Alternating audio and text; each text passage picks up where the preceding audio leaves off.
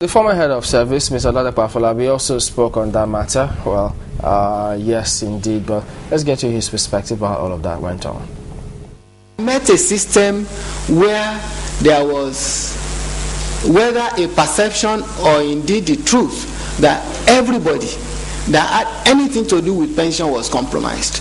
Anybody at all, whether it was PAMSEC or the accountants, anybody that had anything to do with pension was compromised. And the chairman of the task team advised that, look, you are new here. All these regular people who are on the mandates in the banks had already been invited to EFCC because they had issues. I looked at it, I saw it so. So I think in terms of management, to also forestall any further perpetration, the signatories were changed to the office, also officers within the head of service. But these are new officers, not any of those that had been invited previously to EFCC. So in terms of control, we did the best we could to stop anything that was corruption in that office. Well, there you have it, but it does look as though the best was not good enough, because now we've seen a whole lot of sleaze being exposed, and who knows what else. Mr. Ugbeche, you've seen all of this, you're following these matters, and well, not surprising to a whole lot of people, but the fact that this was a committee that was set up to right the wrongs, and then it looks as though the infractions they committed looks far heavier than the wrongs they're trying to correct, and you ask yourself, where do we turn now? Well, I think it's a general Nigerian syndrome, if you ask me, because we often seen that governments come as corrective governments. Let's even look at the big picture of Nigeria. We have seen governments come, military governments, to correct an error they saw in the previous government, and they end up landing the country in dirtier stupor. Now, we have seen a task force or a task force team, or whatever name or nomenclature they gave it, coming to right a wrong, and then stealing as much as has been alleged. But in all of this, I look at it, I want to see a situation whereby we begin to apply the levers of the law to arrest certain things. If you look at the whole picture that has been played out since, the Pension Act 2004 gives room to Mr. President to do a clean out of most of these people that are still there. Because Section 80 says Mr. President can, as far as it's concerned, that those who are there are no longer serving the public interest, should disengage them by writing them. It doesn't need to go to the National Assembly. You just have to write them that your services are no longer required. It's law. We have not seen that done. And after that, you punish crime. Why these things continue to thrive? Why somebody who has come to right a wrong is so bold, so audacious, even to allegedly steal more than he came to right? Is it not? It's because we have not had a culture of punishing criminality. Is it not possible that he's being set up? I mean, he came up with a list of 32 people, he said, are part of a cabal that are stripping the pension funds dry. And suddenly the next day is as if the tables were turned against him. It's not possible that he's being set up. You see, it does appear so, but it may never be so. I say so because if the allegations are too profound, they are too well documented for somebody to be set up. If you are setting me up and I'm a man of integrity, there are some things I will never do. There are some places I will never put my signature. But if you are setting me up and I'm playing along with you, then I'm a hypocrite because I'm no longer the man of integrity I claim to be. Set up is when you are being set up to do evil. Now you know the rules of the game. You have a law, a mirror before you, and you have a mandate that, look, there is corruption in this place. So you come with a mindset to clean up, not with a mindset to also join in the bandwagon. I think what has happened is that somebody somewhere did not have the moral badge, the moral compass, and the moral wherewithal to withstand pressures, assuming somebody was being set up. And that is the problem I find in this country, that, you see, men of integrity are in very short supply.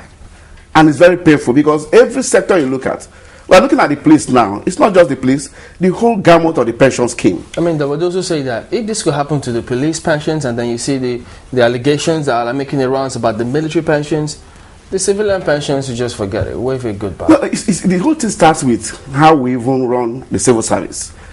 Remember, there was a panel set up, and they said that 70,000 ghost workers exist in the PHCN. You see, it starts from that people are ghost workers. We know they are not workers. We pay them salaries. In this whole circus, that's supposed to say circus, I expected EFC to move in. Even EFC persons that have been fingered should have been arrested. The bankers who colluded with this people, because they don't do it alone. You pay money to the bank.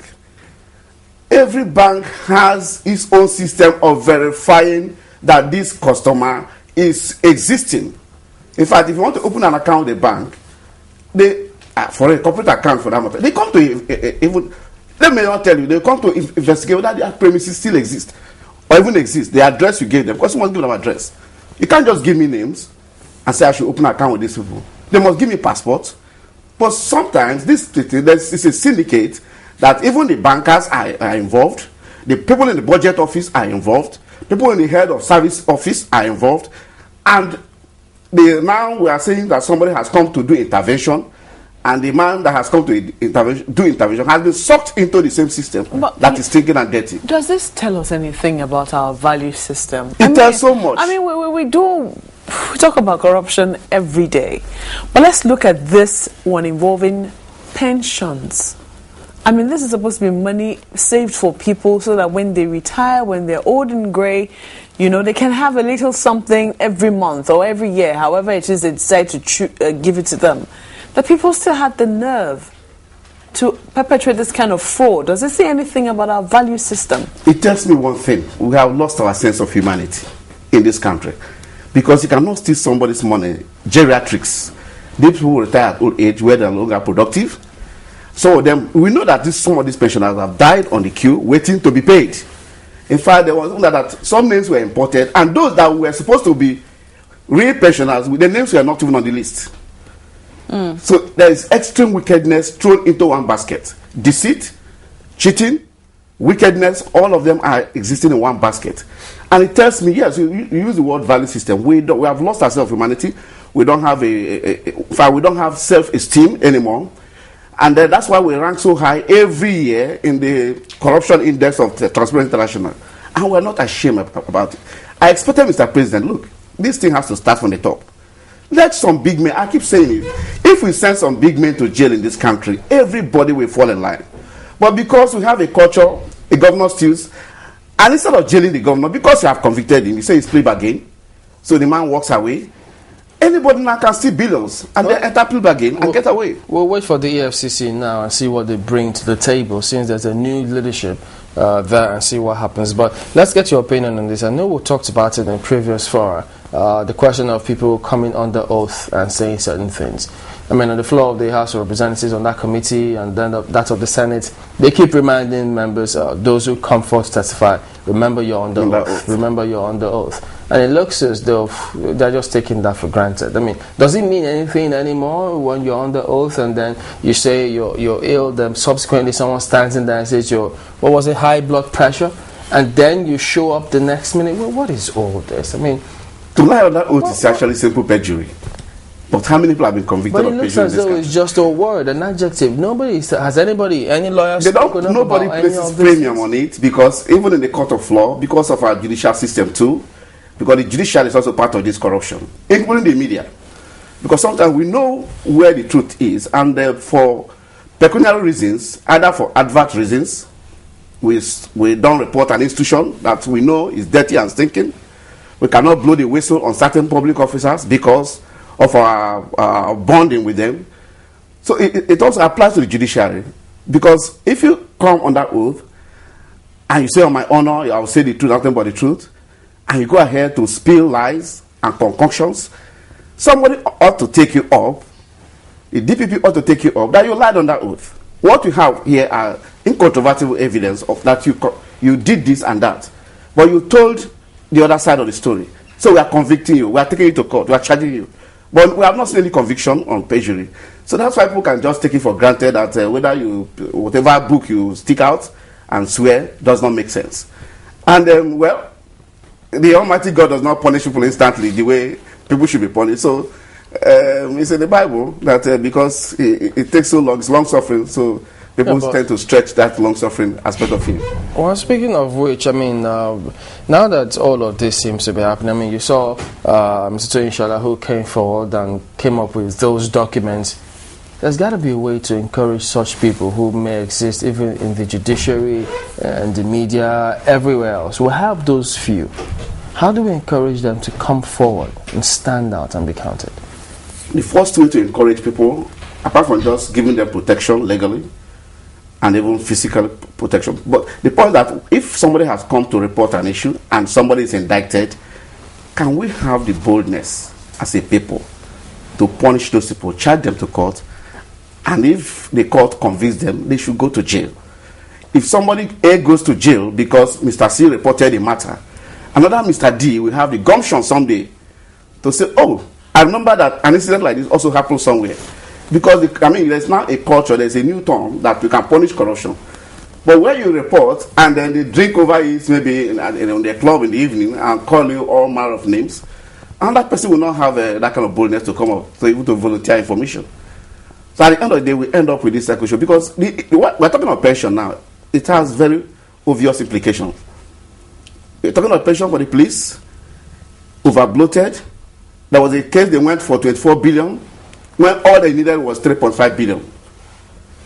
Now, if you pay that 24 billion, you are foreclosing the opportunity of other people to be recruited into the police force. Because at the end of the day, we say we spend 400 billion on the police, when actually we spend 150 billion on them. Which means that we, as 167 million people, we have less than 500,000 policemen in this country. So that the money we have been spending all these years could have recruited over 1 million policemen. So that we can have police in every neighborhood. I'm talking about neighborhood, community policing and all that. It cannot happen because government is looking at the budget.